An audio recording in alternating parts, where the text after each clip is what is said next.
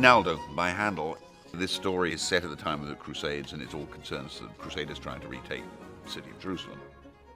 We've done a lot of Handel here over the years, and we're very proud of our productions, and indeed you've played a major part in that. Falcino, yes.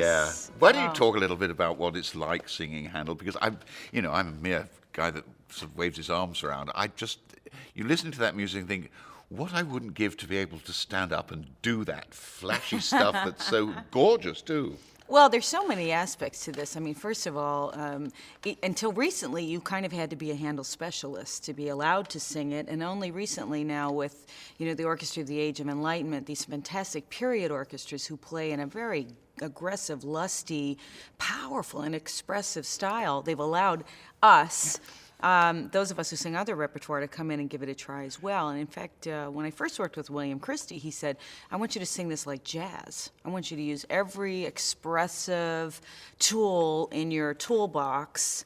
I said, come on, you're kidding. I'm supposed to sing with a white sound, right? Bloodless, vibrato-less. No, that's all in the past.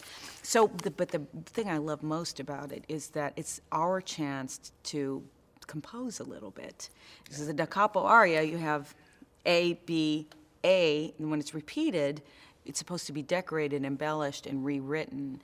And that's when we can be virtuosic. So Christina Aguilera and all of these singers, starting with Whitney Houston, it's this idea of you take a line and you roulade or you create virtuosic lines sort and of fantasies. Improvisation, almost. It should be improvised, ideally, but they all come from the heart. They come from your desire. You're so full of emotion that you can only express yourself with, 3-octave coloratura.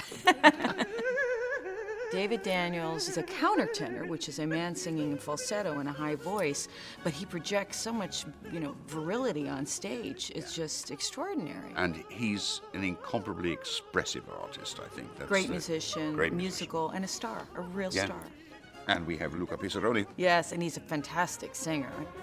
In the role of Armida, we have Elsa van der Heever, who is this fantastic South African soprano, and this is a fantastically idiomatic and individual quality to the voice. They're kind of shiny. I love it. I think Handel, it sounds very modern to me.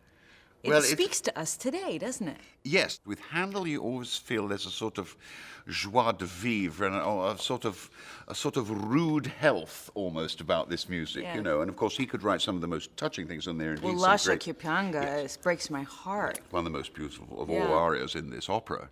But at the same time, there's a kind of energy about this music. Yes. His Italian operas are my favorite. I listen to the gamut, and I keep coming back to the Italian operas because they're so human and expressive, but there's real clarity. They don't ever feel overburdened with notes. And that's why I think it seems modern. I mean, everyone should experience a Handel opera, don't you think? You're really missing something if you don't. I think it's a terrifically energized and fun way to end the season. And I think really this promises to be a particularly exciting season with a tremendous amount of variety. And I'm so happy, Renée, that you're here with us on the team of this great opera house. Oh, I'm thrilled. And giving us the benefit of all your wisdom and insight and humor and all those other things are so important. Well, thank you. I'm thrilled to be here. And I can only say that when I look at the season brochure, I want to see everything. The combination of productions and all those involved and the singers, the great singing, makes me want to come and see every opera. So I hope you all do.